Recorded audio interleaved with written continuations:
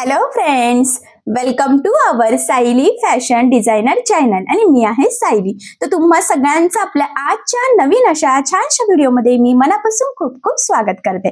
तर कसे आहात तुम्ही? नक्कीच मस्त आणि मजेत असणार आहात. आणि आज मी तुमच्यासोबत खूप सुंदर अशी ब्लाऊज डिझाईन शेअर करणार आहे.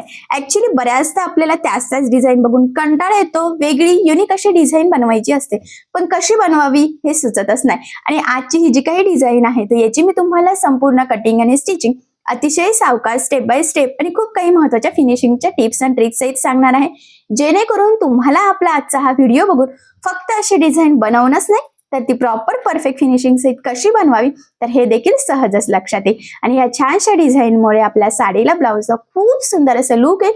सो अशी छानशी ट्रेंडिंग ब्लाऊज डिझाईन तुम्ही नक्की ट्राय करून बघा. ठीक आहे, सो चला मग आता वेळ न घालवता आपण आपल्या आजच्या छानशा व्हिडिओला सुरुवात करूयात. आणि हा व्हिडिओ तुम्ही स्किप न करता पूर्ण नक्की बघा, जेणेकरून तुम्हाला आपला आजचा हा व्हिडिओ बघून अशी छानशी ब्लाऊज डिझाईन बनवणं खूपच सोपं जाईल. ठीक आहे, सो चला मग आता आपण स्टार्ट करूयात.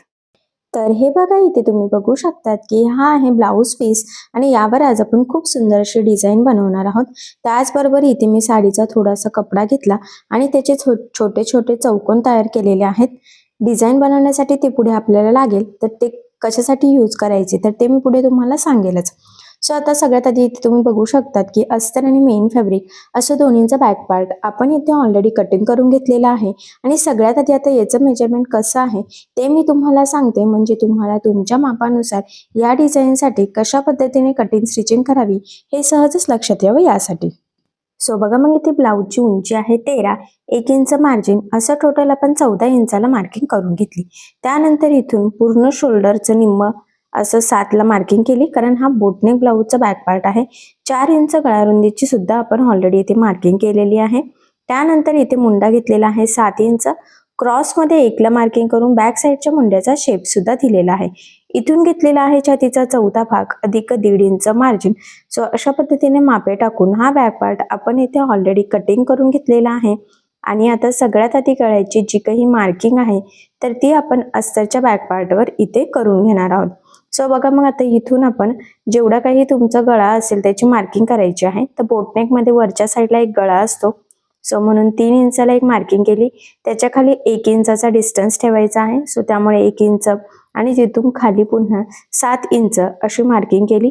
त्यानंतर 4 इंच गळारुंदीची आपल्याला इथे मार्किंग करून घ्यायची आहे. आता ही मार्किंग केल्यानंतर पट्टीच्या सहाय्याने हे पॉइंट जॉईन करून इथे आपल्याला 2 बॉक्स तयार करून घ्यायचे आहेत. खरं तर ही आपली बेसिक स्टेप आहे. तुमचा गळा बोटनेक मध्ये कसाही असला तरी सुद्धा आपल्याला 2 टप्प्यांमध्ये मार्किंग करायची असते, वरचा गळा आणि त्यानंतर खालचा म्हणजेच मधला शेप. सो मग या पद्धतीने हा बॉक्स ड्रॉ करून घ्यायचे आणि त्यानंतर तुमचा जेवढा म्हणजे जो काही गळा असेल एक्झॅक्टली त्याची मार्किंग करून घ्यायची. तर आज आपण खरं तर एकदम ट्रेंडिंग न्यू लुक मधली ब्लाऊज डिझाईन इथे बनवणार आहोत. तर सगळ्यात आधी वरचा जो काही शेप आहे त्याची मार्किंग करून घेऊयात. तर हा जो काही शेप आहे तर हा थोडासा पंचकोनी टाईप आहे. तर बघा, वरून ना फक्त किंचितचा डिस्टन्स ठेवलेला आहे आणि तिरकी लाईन मी इथे ड्रॉ करून घेतली. तर हा आपला मेन शेप झाला वरच्या गळ्याचा. त्यानंतर इथून ना आपल्याला थोडीशी अशी तिरकीच लाईन ड्रॉ करून घ्यायची आहे. आधी पूर्ण लाईन मी ड्रॉ केली, एवढी लागणार नाहीये. बघा, अर्ध्यातूनच मग म्हणजे 2 इंच म्हटलं तरी चालेल. सो 2 इंचाचा डिस्टन्सवर तिरकी लाईन पुन्हा टाकलेली आहे आणि खालून इथून पुन्हा एक लाईन ड्रॉ करायची आणि हे 2 लाईन इथे जॉईंट करून घ्यायचे आहे. ठीक आहे, सो अशा पद्धतीने आपण परफेक्ट अशी गळ्याची मार्किंग केलेली आहे. आता मी दुसऱ्या चॉकने ते डार्क करते, म्हणजे तुम्हाला परफेक्ट अशी आपली फायनल गळ्याची मार्किंग कुठली आहे तर हे सहजच लक्षात यावं यासाठी. त्यानंतर वरच्या गळ्याची मार्किंग केली होती एक्झॅक्टली त्यावर मी कटिंग करून घेतलं. मधला जो काही शेप आहे तर तो आपण कॅनव्हास पेपर लावून स्टिच करणार आहोत. सो त्यामुळे मग लगेच आपण इथे कटिंग केलेली नाहीये, तर हीच मार्किंग आता आपण कॅनव्हास पेपरवर करून घेऊयात. तर या पद्धतीने डबल फोल्ड करून बंद बाजू बरोबर गळ्याच्या साईडनेच ठेवायची आहे. आणि जी काही आपल्याला मार्किंग फेन दिसते तर ती इथे डार्क करून घ्यायची आहे. आता हीच मार्किंग सेंटर पासून दुसऱ्या साईडला सुद्धा मार्क झालेली असते, म्हणजे फेन ती दिसतेच. सो त्यावर सुद्धा मार्किंग करून घ्यायची, जेणेकरून दोन्ही साईडने आपली सेंटर पासून परफेक्ट अशी मार्किंग यावी यासाठी. सो बघा, मग त्यानंतर 1 इंच कडेकडेने मार्जिन ठेवत हा कॅनव्हास पेपर आपण इथे कटिंग करून घेऊयात. अशा पद्धतीने आपला हा गळा इथे रेडी झालेला आहे। आता आपण इथे स्टिच करायला सुरुवात करूयात। तर सगळ्यात आधी आपल्याला इथे अस्तर आणि मेन फॅब्रिक एकमेकाला जोडून घ्यावा लागणार आहे। त्याचबरोबर वरचा गळा आणि कमरेचा पार्ट आपण सोबतच फिनिशिंग सहित इथे रेडी करणार आहोत। त्यासाठी सगळ्यात आधी काय करायचं, मेन फॅब्रिक सरळ ठेवायचं, त्यानंतर आपण कटिंग केलेला अस्तरचा पार्ट ठेवायचा आहे। सेंटरला एक पिन लावायची आहे, दोन्ही साईडच्या शोल्डरला एक एक पिन लावली तरी सुद्धा चालणार आहे। आणि सगळ्यात आधी आता गळ्याच्या कडेकडेने साधारणतः पाव इंच असं एकसारखं मार्जिन ठेवत आपण इथे टीप मारून घेऊयात। लक्षात राहू द्या, हा गळा आपण कॅनव्हास पेपर यूज न करता बनवणार आहोत, सो त्यामुळे आठवणीने अगदी परफेक्ट एकसारखी मार्जिन राहिल्याची काळजी घ्यायची, म्हणजे फिनिशिंग आपली बिघडायला नको। आणि जर तुम्हाला हा गळा बिना कॅनव्हासचा जमत नसेल तर कॅनव्हास पेपर लावून हा वरचा गळा सुद्धा तुम्ही स्टिच करू शकता। आता वरच्या गळ्याला टीप मारून झाल्यानंतर लगेचच आपण कमरेच्या साईडला साधारणतः अर्धा इंच एवढं एकसारखं मार्जिन ठेवत इथे टीप मारून घेऊयात। आता हे टीप मारून झाल्यानंतर कमरेच्या साईडचं जे काही एक्स्ट्राचं मेन फॅब्रिक म्हणजेच ब्लाऊज पीसचा एक्स्ट्राचा कपडा आहे तर तो कटिंग करून घ्यायचा, आणि गळ्याच्या मध्ये सुद्धा जो काही एक्स्ट्राचा कपडा आहे तर तो सुद्धा आपण इथे कटिंग करून घेऊयात। ठीक आहे, अशा पद्धतीने कटिंग झाल्यानंतर ह्या गळ्याला आपल्याला द्यायचे आहेत छोटे छोटे कट्स, जेणेकरून ज्यावेळेस आपण हा बॅक पार्ट सरळ करू तर तो प्रॉपर परफेक्ट फिनिशिंग सहित सरळ व्हावा।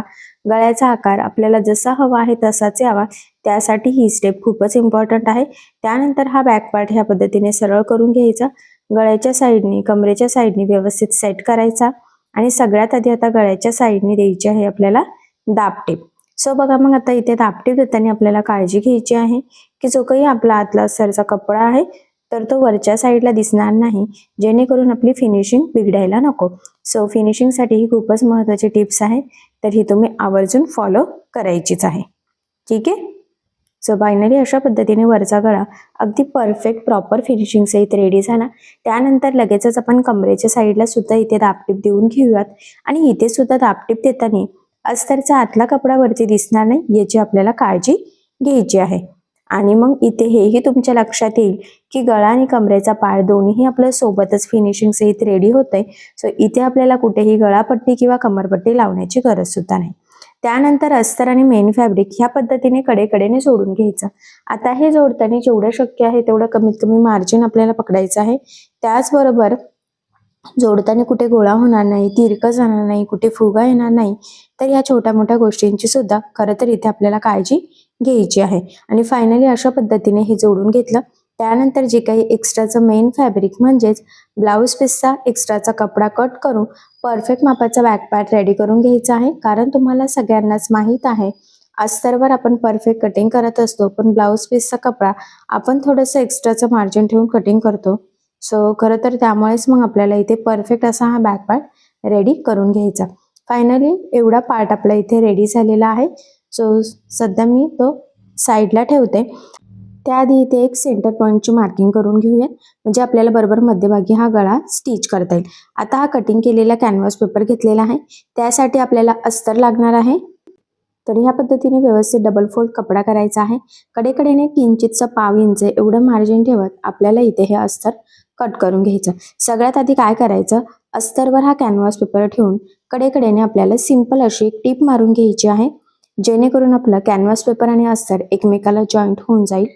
किंवा तुम्ही इस्त्रीने सुद्धा इथे प्रेस करू शकतात, म्हणजे जसं तुम्हाला इझी वाटेल त्यानुसार तुम्ही इथे स्टिच करू शकता। त्यानंतर पाव इंच एवढंच फक्त मार्जिन ठेवायचं आहे। बाकीचं जे काही एक्स्ट्राचा अस्तरचा पार्ट आहे तर तो आपल्याला इथे कट करून घ्यायचा आहे, आणि इथे छोटे छोटे कट्स मारायचे आहेत आपल्याला, जेणेकरून व्यवस्थित आपल्याला हा कपडा इथे फोल्ड करता येईल। कारण हा फोल्ड करून आता आपल्याला इथे टीप मारायची आहे, जेणेकरून आपला कॅनव्हास पेपर अगदी परफेक्ट असा अस्तरमध्ये पॅक व्हावा, आणि तो लवकर खराबही व्हायला नको। त्यासाठी खरं तर ही स्टेप खूपच इम्पॉर्टंट आहे। आणि फायनली मग ह्या पद्धतीने अगदी व्यवस्थित काळजीपूर्वक आपण इथे कडेकडेने टीप मारून घेऊयात। आता सगळ्यात महत्त्वाचं म्हणजे टीप मारताना कुठे गोळा वगैरे होणार नाही, तिरकं जाणार नाही, फिनिशिंग प्रॉपर येईल, या गोष्टींची आपल्याला खरं तर इथे काळजी घ्यायची आहे। आणि कॅनव्हास पेपर हा अस्तरमध्ये व्यवस्थित पॅक करणं ही स्टेप खरं तर खूप इम्पॉर्टंट आहे। आणि फायनली ते परफेक्ट जोडून झालं, त्यानंतर बॅक पार्ट व्यवस्थित ठेवायचा, त्यावर हा आपला तयार झालेला गळा ठेवायचा, आणि बॅक पार्टचा सेंटर पॉईंट हा सेंटर पॉईंट मॅच करत मध्यभागी एक टीप मारायची, आणि मग त्यानंतर आपण जी काही एक्झॅक्टली मार्किंग केलेली आहे त्यावरच टीप मारून घ्यायची. आता मध्यभागी टीप मारण्याचा फायदा हा आहे की आपला गळा तिरका वगैरे जात नाही, अगदी परफेक्ट असा व्यवस्थित सेंटरलाच यावा, त्यासाठी ही स्टेप खूपच इम्पॉर्टंट आहे. आणि त्यानंतर मग जी काही आपली गळ्याची मार्किंग असते त्यावर एक्झॅक्टली आपण टीप मारत असतो. टीप मारताना ती थोडी सुद्धा पुढे मागे होणार नाही याची काळजी घ्यायची, कारण आपण जशी टीप मारणार आहोत तसंच आपला गळ्याचा शेप इथे रेडी होईल. त्यानंतर ह्या पद्धतीने फोल्ड करून किंचितसा आधी आपल्याला एक छोटासा इथे कट मारायचा आहे. त्यानंतर मग हे एक्स्ट्राचं कॅनव्हास पेपरचा अस्तर, मेन फॅब्रिकला लावलेलं अस्तर, हे संपूर्ण आपल्याला 4 पदरी इथे कट करून घ्यायचं आहे. फक्त पाव इंच एवढं मार्जिन खरं तर इथे आपल्याला ठेवायचं आहे.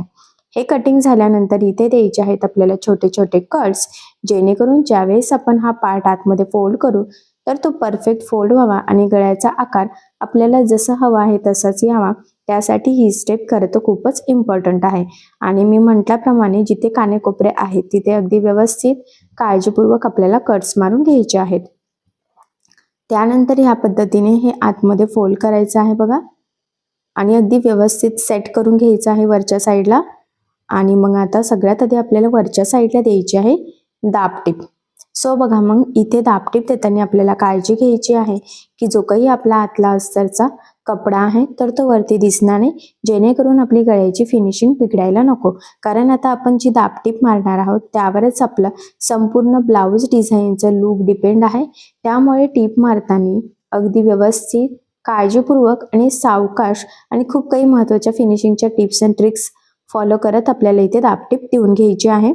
आणि बघा, फायनली कानेकोपरे, गळ्याचा आकार जसा आपल्याला हवा आहे तसाच अगदी परफेक्ट असा रेडी झालेला आहे. शेप खूप छान प्रॉपर फिनिशिंग सहित खरं तर इथे तयार झालेला आहे. ठीक आहे, आय होप सो इथपर्यंत तुमच्या लक्षात आलेलं असेल. त्यानंतर आता हा बॅक पार्ट सध्या आपण साईडला ठेवूयात. आणि मी तुम्हाला सुरुवातीलाच बोलली होती की आपण थोडंसं साडीचा कॉन्ट्रास्ट कपडा यूज करून खरं तर इथे डिझाईन बनवणार आहोत. आणि त्याचे छोटे छोटे मी चौकोन सुद्धा कट करून घेतलेले आहे. त्यानंतर आता इथे रेडीमेड गोल्डन कलरची नॉट घेते, कारण आपल्याला इथे नॉट यूज करून खूप सुंदर ट्रेंडिंग न्यू लुकमधली डिझाईन बनवायची आहे. तर जरा अंदाजे नॉट मी इथे कट करून घेते, जे थोडंसं एक्स्ट्राच करते कारण ते कमी पडायला नको खरं तर यासाठी. तर बघा, मग ह्या पद्धतीने अंदाजे मी मोजून इथे कट करून घेतला. आणि आता सेम त्याच साईजचे आपल्याला टोटल इथे 8 नॉट कट करून घ्यायचे आहेत.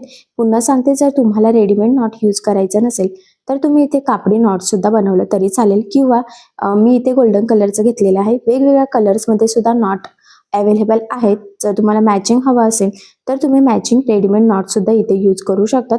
बट इथे मी गोल्डन घेतलेला आहे. असंही गोल्डन कलर इझिली कशावरही मॅच होतो, म्हणजे गोल्डन, किंवा जर तुमच्या साडीवर सिल्वर वर्क असेल किंवा कॉपर गोल्डन असेल तर त्यानुसार सुद्धा तुम्ही इथेही नॉट यूज करू शकतात. सो बघा, मग फायनली व्यवस्थित एकसारखं एकाच साईजचे टोटल मी म्हटल्याप्रमाणे आपल्याला 8 इथे नॉट कट करून घ्यायचे होते. सो फायनली आपले ते 8 नॉट कट झालेले आहेत. आता जे काही चौकोन आपण कट करून घेतलेले होते तर त्यामध्ये काय करायचं आहे आपल्याला, बघा, हा चौकोन घ्यायचा, त्यामध्ये ह्या पद्धतीने नॉट टाकायचं, नंतर ते फोल्ड करायचं आणि मध्यभागी एक टीप मारायची आहे. सुरुवातीला डबल टीप देऊन लॉक करायचं, म्हणजे तिथून शिलाई निघायला नको. आता ही टीप मारून झाल्यानंतर हे या पद्धतीने बघा खाली फोल्ड करायचं आहे आणि मग खालच्या साईडला आपल्याला एक टीप टाकून घ्यायची. आता बघा, सगळ्यात महत्त्वाचं म्हणजे इथे नॉट आणि त्रिकोण आपल्या सोबतच जॉईंटमध्ये तयार होते. खरं तर ही बनवण्याची ही सगळ्यात सोपी पद्धत आहे, कारण बऱ्याचदा आपण काय करतो, सेपरेट त्रिकोण बनवतो, मग त्यामध्ये पुन्हा नॉट अटकवतो, फिनिशिंग बिघडते आणि टाईमही खूप लागतो. त्यामुळे ह्या पद्धतीने तुम्ही हे नॉट डायरेक्टच आपल्या त्रिकोणला जॉईन करू शकतात आणि फिनिशिंग सहित तयार सुद्धा ते परफेक्ट असे नक्कीच होतात. सो बघा, मग फायनली इथे 2 तयार झालेले आहे. आता आपल्याला टोटल इथे 8 तयार करायचे आहेत. तर सेम ह्याच पद्धतीने आपण उरलेले सुद्धा इथे बनवून घेऊयात. ठीक आहे, थोडासा टाइम लागतो, पण डिझाईन नक्कीच छान ट्रेंडिंग न्यू लुकमध्ये तयार होणार आहे. तर बघा, मग फायनली इथे आपले सगळे टोटल 8 त्रिकोण नॉट सहित रेडी झालेले आहेत. आता आपण हे बॅक पार्टला इथे लावून घेऊयात. तुम्हाला जर वाटत असेल तर तुम्ही मशीनवर आधी टीप मारून ते जॉईन करू शकतात आणि नंतर बॅक पार्टला जॉईन केले तरी सुद्धा चालणार आहे.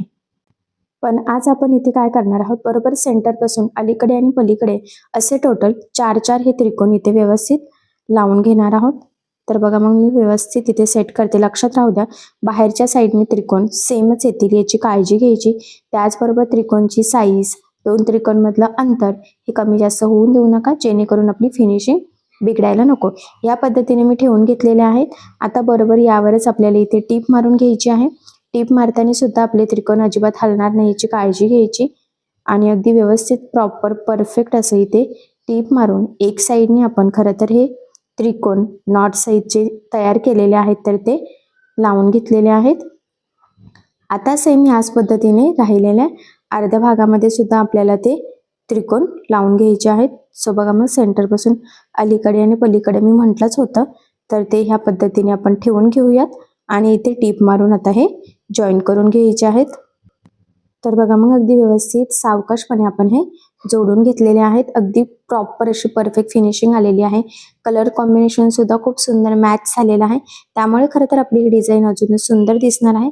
त्यानंतर काय करायचंय, एक साईडचे हे नॉट ह्या पद्धतीने लावून घ्यायचे आहेत. बघा क्रॉसमध्ये इकडचे इकडे तिकडचे तिकडे असं, आणि ते थोडेसे आपल्याला लुझिंग मध्ये लावायचे आहेत, म्हणजे ते लावल्यानंतर सुंदर अशी डिझाईन तयार व्हावी या हिशोबाने.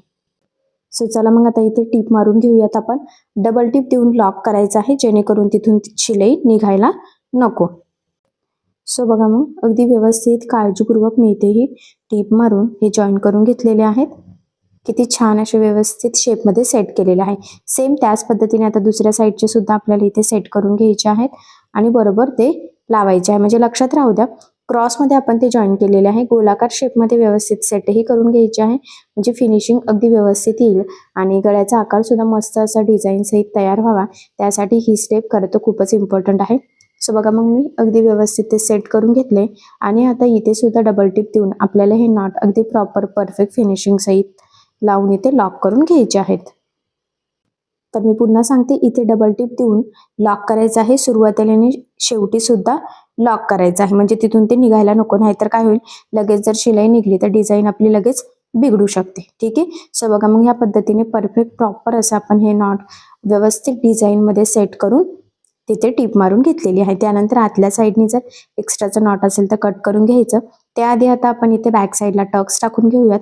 सो बघा मग आता आपल्याला इथे मार्किंग करायची आहे. तर हा बोटनेक ब्लाऊज आहे, तर सेंटरपासून तुम्ही 5 इंचाला मार्किंग केली तरी सुद्धा चालणार आहे. तर तुम्हाला टक्स कुठे कसे टाकायचे ते तुमच्यावर डिपेंड आहे. मी ते 4.5लाच मार्किंग केली. अर्धा इंच साईडनी आणि उभा 4 इंचाच्या टक्स पॉईंटची मार्किंग दोन्ही साईडनी करून घेतली. आता जी मार्किंग केली त्यावरच एक्झॅक्टली ह्या पद्धतीने फोल्ड करून तिरका टक्स आपल्याला टाकायचा आहे. टक्सला सुरुवातीला आणि शेवटी डबल टिप द्यायची. एवढंच नाही तर संपूर्ण टक्सला सुद्धा आपल्याला डबल टिप देऊन घ्यायची आहे, जेणेकरून तिथून शिलाई लवकर निघायला नको आणि अर्थातच आपले टक्स सुद्धा लवकर खराब व्हायला नको. त्यासाठी ही स्टेप खूप इम्पॉर्टंट आहे. त्याचबरोबर परफेक्ट जर टक्स असतील तर ब्लाऊज फिटिंगला खूप सुंदर बसतो. सो त्यामुळे ह्या गोष्टीची सुद्धा आपण काळजी घ्यायची आहे. आणि बघा मग व्यवस्थित आपण पुन्हा हे सेट करून घेऊयात. सो बघा मग आपली ही बोटनेकची फायनली डिझाईन तयार झालेली आहे. सो जवळून तुम्हाला मी लुक दाखवते. तर बघा मग फायनली लेटेस्ट ट्रेंडिंग न्यू लुकमध्ये आपण इथे आज सुंदर असं कलर कॉम्बिनेशन सहित नवीन पद्धतीची डिझाईन बनवलेली आहे. ॲक्च्युली सध्या बोटनेक ब्लाऊजचं खूप ट्रेंड चालू आहे आणि बोटनेक ब्लाऊजमध्ये कशी डिझाईन बनवावी, तेच डिझाईन त्याच शेप बनवून खूप कंटाळा येतो आणि कस्टमरला सुद्धा युनिक नवीन वेगळ्या डिझाईनची आयडिया हवी असते. सो अशा वेळेस ह्या डिझाईनची आयडिया तुम्ही तुमच्या कस्टमरला नक्कीच देऊ शकतात. नक्कीच या छानशा डिझाईनमुळे तुमच्या साडीला आणि ब्लाऊजला खूप सुंदर असं लुक येईल. I hope so he design तुम्हाला आणि तुमच्या कस्टमरला नक्कीच आवडेल. सो अशा नवीन डिझाईनची आयडिया तुम्ही तुमच्या कस्टमरला नक्कीच द्या. त्याचबरोबर मी तुम्हाला या संपूर्ण डिझाईनची कटिंग आणि स्टिचिंग अतिशय सावकाश स्टेप बाय स्टेप आणि खूप काही महत्त्वाच्या फिनिशिंगच्या टिप्स अँड ट्रिक्स सहित सांगितलेले आहे, जेणेकरून तुम्हाला आपला आजचा हा व्हिडिओ बघून फक्त अशी डिझाईन बनवणंच नाही तर ती प्रॉपर परफेक्ट फिनिशिंग सहित कशी बनवावी तर हे सहजच लक्षात यावं यासाठी. ठीक आहे. सो मग चला पटकन अशी डिझाईन नक्की बनवून बघा आणि जर काही प्रॉब्लेम येत असेल तर मला कमेंट करून नक्कीच कळवा. मी तुमच्या प्रश्नाची उत्तर देण्याचा नक्कीच प्रयत्न करेन. ठीक आहे. सो बघा मग फायनली आपलं संपूर्ण कटिंग स्टिचिंग झालेली आहे. बघितल्यावरच लक्षात येते फिनिशिंग फिटिंग किती सुंदर अशी आलेली आहे आणि असंही मी संपूर्ण कटिंग स्टिचिंग तुम्हाला अतिशय सावकाश स्टेप बाय स्टेप आणि खूप काही महत्त्वाच्या फिनिशिंगच्या टिप्स अँड ट्रिक्सही सांगितलेल्या आहे. या पद्धतीने तुम्ही कटिंग स्टिचिंग करून बघा आणि जर तुम्हाला यामध्ये काही प्रॉब्लेम येत असेल तर मला कमेंट करून नक्कीच कळवा. मी तुमच्या प्रश्नाचे उत्तर देण्याचा नक्कीच प्रयत्न करेन. ठीक आहे.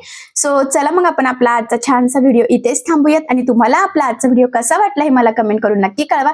त्याचबरोबर आपला व्हिडिओ आवडला असेल तर व्हिडिओला लाईक करायला विसरू नका आणि असेच नवनवीन छानसे व्हिडिओज बघण्यासाठी आपल्या सायली फॅशन डिझायनर या चॅनलला लाईक करा, शेअर करा आणि सबस्क्राईब करायला विसरू नका.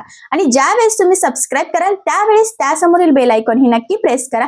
त्यामुळे काय होईल, जेव्हा मी नवीन व्हिडिओज टाकेल त्याचं नोटिफिकेशन तुम्हाला तुमच्या मोबाईलवर येईल. ठीक आहे. सो चला मग आता भेटूया पुन्हा नवीन अशा छानशा व्हिडिओमध्ये. तोपर्यंत टेक केअर, काळजी घ्या आणि आपला आजचा व्हिडिओ शेवटपर्यंत पूर्ण बघितल्याबद्दल thank you so much. Bye bye.